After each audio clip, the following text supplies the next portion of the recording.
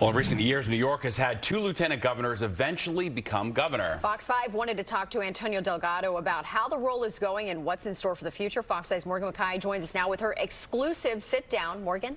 Yeah, Steve and Natasha, in the last 16 years, we've had two lieutenant governors take over as governor when their predecessor resigned amid numerous scandals. Most recently, of course, we saw now Governor Kathy Hochul take over in 2021 after Governor Andrew Cuomo resigned amid numerous allegations. So we spoke with Lieutenant Governor Antonio Delgado about his first year in office and what new challenges he plans to tackle as we head into an important national election year.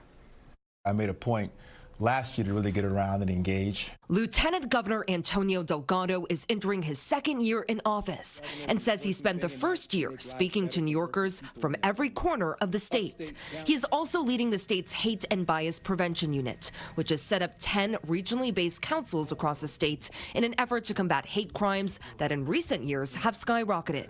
Delgado says they've also now launched a hotline that New Yorkers can call to report an incident. We're looking forward to providing grants to these councils that are doing proactive work on the ground to better create more sense of unity and purpose on the ground. As far as this year goes, Delgado says he's going to set his sights on helping House Democrats get elected in swing districts. His leadership PAC has already contributed to the campaigns of Mondaire Jones, Tom Suozzi, and Congressman Pat Ryan. And Delgado is uniquely set up to help.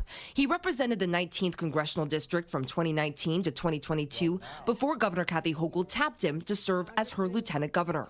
But his seat is now held by Republican Congressman Mark Molinaro, a district that Republicans are not going to give up without a fight. However, Delgado says he is well versed in bipartisanship. My district was a district that was won by our former president and 90% white.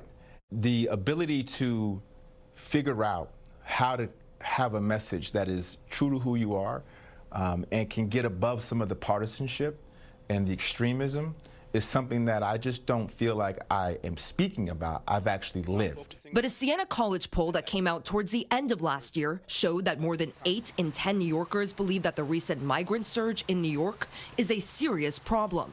We asked Delgado how he thinks this might influence the election this year. There's certainly an issue, as you've pointed out. It is a national issue that implicates the entire country, and that certainly is at the doorstep of the federal government. Delgado says he will be encouraging New Yorkers to back candidates who are actually dedicated to finding a solution to this crisis.